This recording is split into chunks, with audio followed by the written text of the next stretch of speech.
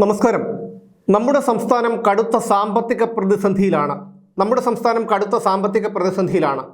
പല വാർത്തകളും പറയുമ്പോൾ ഈ വാചകം ഒഴിവാക്കാൻ കഴിയില്ല.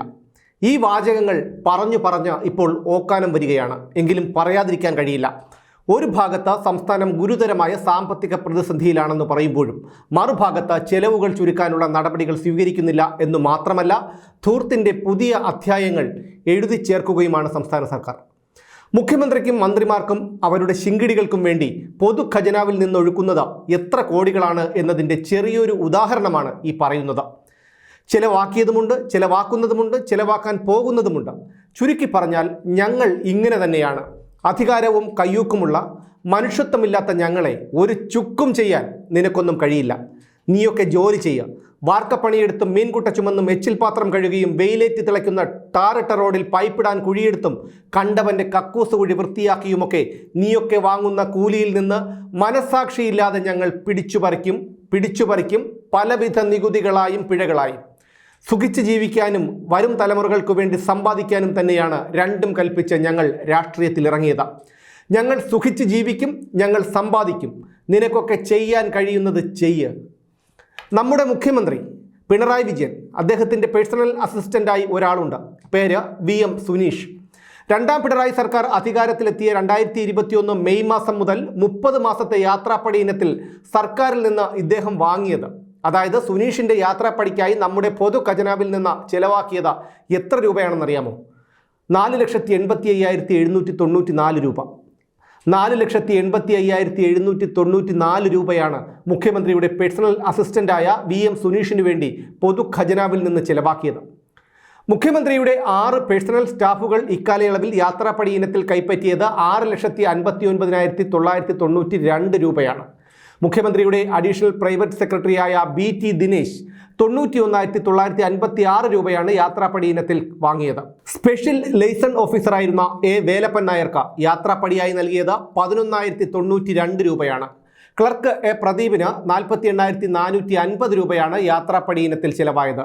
ഡ്രൈവർ വസന്തകുമാറിന് 14,307 രൂപയും മറ്റൊരു ഡ്രൈവറായ വിനോദൻ അന്തോളിക്ക് 4,176 രൂപയും യാത്രാപ്പടിയായി ചിലവായി. KPCC സെക്രട്ടറി CR പ്രാണകുമാറിന് അക്കൗണ്ട്സ് വിഭാഗത്തിൽ നിന്ന് ലഭിച്ച വിവരാവകാശത്തിനുള്ള മറുപടിയിലാണ് ഈ കണക്കുകൾ പറയുന്നത്. മുഖ്യമന്ത്രിക്ക് ഒരു ശാസ്ത്ര ഉപദേഷ്ടാവുണ്ട്, MC ദത്തൻ.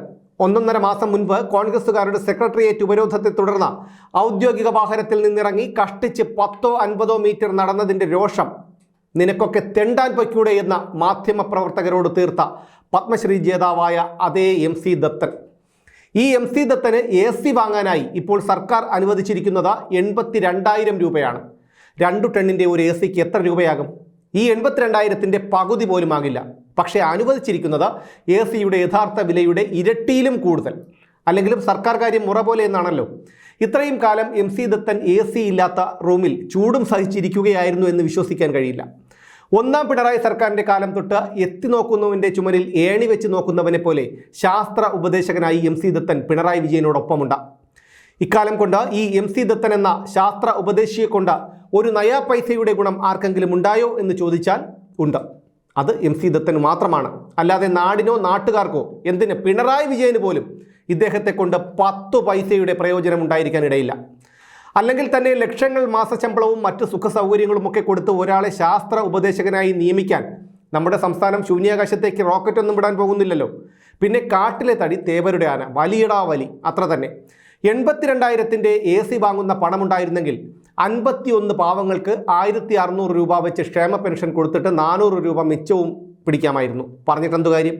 കേരളം സാമ്പത്തിക പ്രതിസന്ധിയിലാണേ, കേന്ദ്രം ഞങ്ങളെ വരിഞ്ഞു മുറുക്കുന്നേ എന്നുള്ള നിലവിളി നവകേരള സർക്കിട്ടിൻ്റെ വേദികളിൽ നിന്നുൾപ്പെടെ കേൾക്കാം.